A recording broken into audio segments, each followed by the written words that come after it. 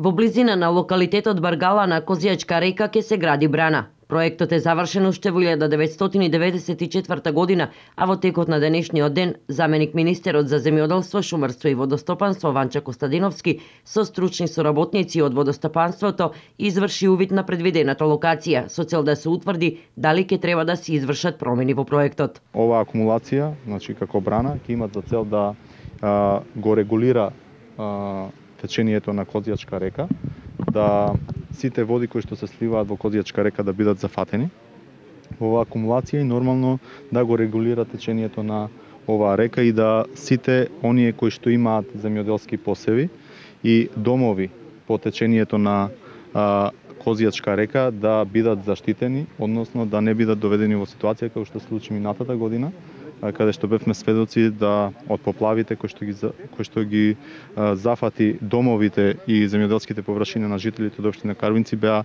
навистина погодени. Иако подготвен од 1994 година, конструктивните прописи во однос на димензионирањето на проектот на браната не се променети, а основните податоци за браната ги кажа низиниот проектант.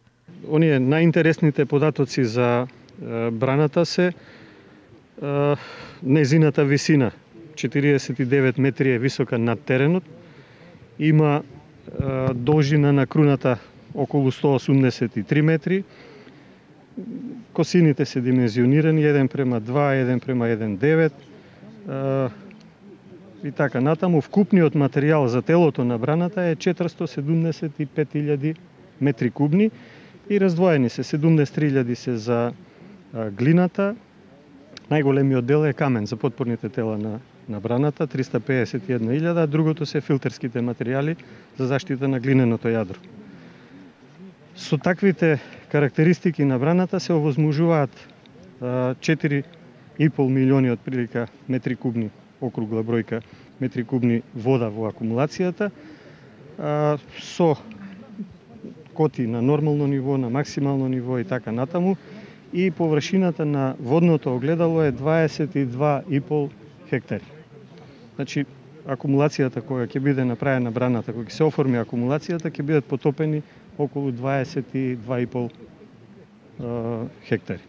По увидот на теренот, она што ќе следува е ревидирање во однос на измените во законите за изградба, животна средина, урбанистичко планирање и да се дополни потребната документација. Изградбата на браната ќе значи повеќе вода за земјоделските површини, а со тоа и поголема реколта.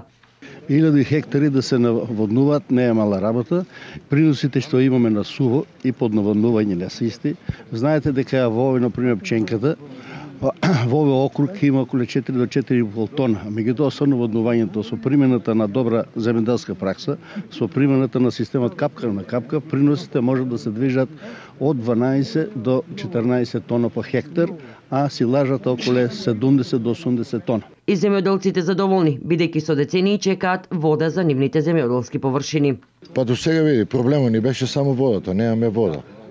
Надежта наша беше денеска, утре, 20, 30, 40 години, 50 години. Јас се сеќавам многу пати доваѓа тука, правеа бушотини, ваа година ќе биде.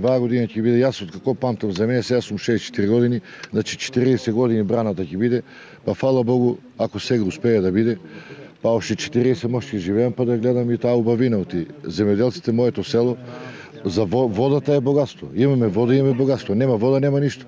Освен за земјоделците, новата брана ќе биде од големо значење за сите жители на општина Карвинци, посебно во случаи на обилни дождови. Знаејќи сите дели какво невреме зафати и општина Карвинци, имавме многу поплаки, особено на Козијачка река.